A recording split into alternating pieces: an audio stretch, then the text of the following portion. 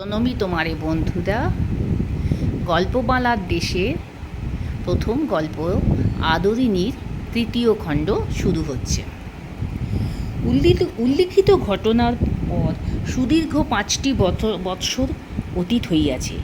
এই 5 বৎসরে মোক্তার মহাশয়ের অবস্থার অনেক পরিবর্তন হইয়াছে। নতুন নিয়মে পাশ করা শিক্ষিত মোক্তারে জেলা কোর্ট ভরিয়া গিয়াছে। ক্রমে ক্রমে মুখোপাধ্যায় মহাশয়ের আয় কমিতে লাগিল। তাহার 3টি পুত্র, প্রথম 2টি মূর্খ, বংশবৃদ্ধি ছাড়া আর কোনো কর্ম করিবার যোগ্য নহে। কনিষ্ঠ পুত্রটি কলিকাতায় পড়িতেছে, সেটি যদি কালক্রমে মানুষ হয়, এই ভরসা। মোক্তার মহাশয়ের ব্যবসায়ের প্রতি আর অনুরাগ নাই। এখনকার ছোকরা মোক্তারগণ প্রতিপক্ষকে দাঁড়াইয়া চোখ মুখ ঘুরাইয়া ঘুরাইয়া ফরফর করিয়া ইংরেজিতে হাকিমকে কি বলেন তিনি কিছুই বুঝিতে পারেন না। পূর্বে হাকিমগণ মুখুজ্জে মশাইকে যেরূপ শ্রদ্ধার চোখে দেখিতেন, এখনকার নব্য হাকিমগণ তাহা করেন না। সংসার যাত্রা নির্বাহ করাই কঠিন হইল। এইভাবে আরও একটি বৎসর কাটিল। এই সময় দায়রার একটি খুনি মোকদ্দমা উপস্থিত হইল। সেই মোকদ্দমার আসামি জয়রাম মুখোপাধ্যায়কে নিজ মোক্তা নিযুক্ত করিল। একজন নতুন ইংরাজ জজ আসিয়াছেন, তাহারই এজলাসে বিচার।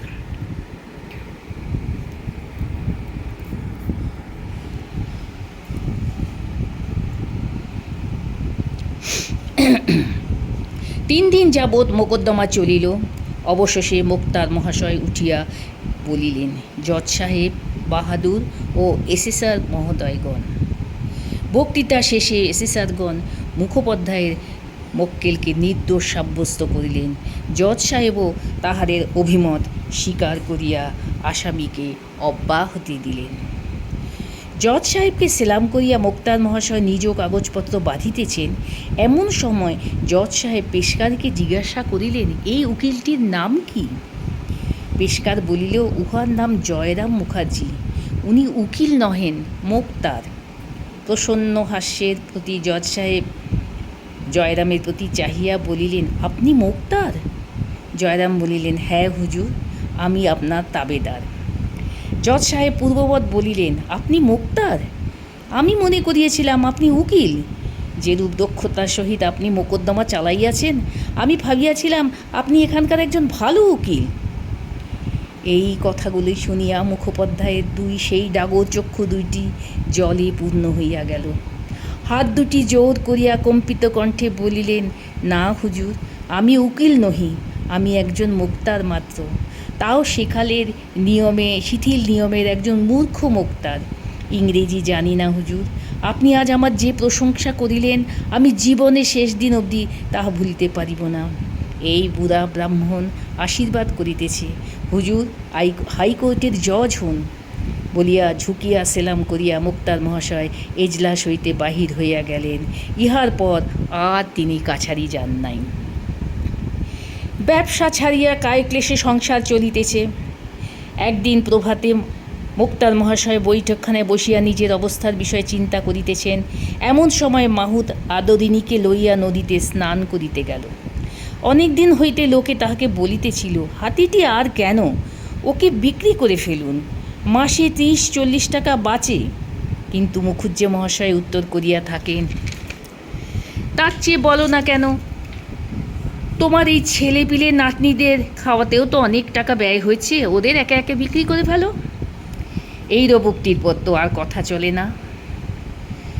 হাতিটিকে দেখিয়া মুখোপাধ্যায়ের মনে হইল, আচ্ছা ইহাকে যদি মাঝে মধ্যে ভাড়া দেওয়া যায়, তাহা হইলে তো কিঞ্চিৎ অর্থাগম হইতে পারে। হস্তি ভাড়ার বিজ্ঞাপন তৈরি হইল। বিবাহের শোভাযাত্রা, দূর দূরান্তে গমনাগমন প্রভৃতি কার্যের জন্য নিম্ন স্বাক্ষরকারীর আদরিনী নাম্নী হস্তিনী ভাড়া দেওয়া হইবে। ভাড়া প্রতি রোজ 3 টাকা মাত্র। হস্তিনীর খোরাকি 1 টাকা, মাহুতের খোরাকি বাকি, সব মিলে 4 টাকা ধার্য হইয়াছে। যাহার আবশ্যক নিম্ন ঠিকানায় তত্ত্ব লইবেন। শ্রী জয়রাম মুখোপাধ্যায়, মুক্তার চৌধুরীপাড়া। বিজ্ঞাপনের ফলে মাঝে মাঝে লোকে হস্তি ভাড়া লইতে লাগিল বটে, কিন্তু তাহাতেও 15-20 টাকার বেশি আয় হইল না। এদিকে জ্যেষ্ঠ পৌত্রী কল্যাণীর দ্বাদশ বর্ষে পদার্পণ করিয়াছে। দেখিতে দেখিতে যেরূপ ডাগর হইয়া উঠেছে, শীঘ্রই তাহার বিবাহ ঠিক হইল। পাত্রটি রাজশাহী কলেজে এলে পড়িতেছে, খাইবার পরিবার সংস্থান আছে, তাহারা 2000 টাকা চাহে। এদিকে নিজেদের বিবাহের খরচ 500, সব মিলিয়া 2500 টাকা হইলেই বিবাহটি সম্পন্ন হয়। কোম্পানির কাগজের বান্ডিল দিনে দিনে ক্ষীণ হইতেছে। বন্ধুগণ বলিতে লাগিল, মুখুজ্জে মশাই, হাতিটিকে বিক্রি করে ফেলুন, করে নাতির বিয়ে দিন। কি করবেন বলুন, অবস্থা বুঝে তো কাজ করতে হয়। আপনি জ্ঞানী লোক, মায়া পরিত্যাগ করুন। কোচার খুঁটে চক্ষু বলিয়া মুছিয়া তিনি বললেন, কি করে তোমরা এমন কথা বলছো? বন্ধুরা বুঝাইলেন, আপনি বলেন ও আপনার মেয়ের মতো, তা মেয়েকেই কি চিরদিন ঘরে রাখা যায়? মেয়ের বিয়ে দিতে হয়, মেয়ে শ্বশুর বাড়ি চলে যায়, এছাড়া উপায় কি? তবে পোষ্য জানোয়ার অনেকদিন ঘরে রয়েছে, মায়া হয়েছে, একটু দেখে শুনে কোনো ভালো লোকের হাতে বিক্রি করলেই হয়, যে বেশ আদরে যত্নে রাখবে, কোনো কষ্ট দেবে না, এমন লোককে বিক্রি করবেন। ভাবিয়া চিন্তিয়া জয়রাম বলিলেন, তোমরা সবাই যখন বলছো তখন তাই হোক। দাও মেলায় পাঠিয়ে একজন ভালো খদ্দের ঠিক করো, তাতে দাম যদি 200-500 টাকা কমও হয় সেও স্বীকার। মেলাটি চৈত্র সংক্রান্তির প্রায় 15 দিন পূর্বে আরম্ভ হয়। যাত্রার দিন প্রত্যুষে মুখোপাধ্যায় গাত্রোত্থান করিলেন। যাইবার পূর্বে হস্তি ভোজন করিতেছে। বাটির মেয়েরা, বালক বালিকাগণ সজল নেত্রে বাগানে হস্তির কাছে দাঁড়াইয়া আছে। খরম পায়ে দিয়া মুখোপাধ্যায় মহাশয় সেখানে গিয়া দাঁড়াইলেন। পূর্বদিন 2 টাকার রসগোল্লা আনাইয়া রাখিয়াছিলেন। ভৃত্য সেই হাড়ি হাতে করিয়া আসিয়া দাঁড়াইল। ডালপালা প্রভৃতি মামুলি খাদ্য শেষ হইলে মুখোপাধ্যায় মহাশয় সহস্তে মুঠা মুঠা করিয়া সেই রসগোল্লা হস্তিনীকে খাওয়াইতে লাগিলেন। শেষে তাহার গলার নিম্নে হাত বুলাইতে বুলাইতে ভগ্ন কণ্ঠে বলিলেন, আদর, যাও মা, বামুনহাটের মেলা দেখে এসো। প্রাণ ধরিয়া বিদায় বাণী উচ্চারণ করিতে পারিলেন না, উদ্বেল দুঃখে এই ছলনাটুকুর আশ্রয় লইলেন।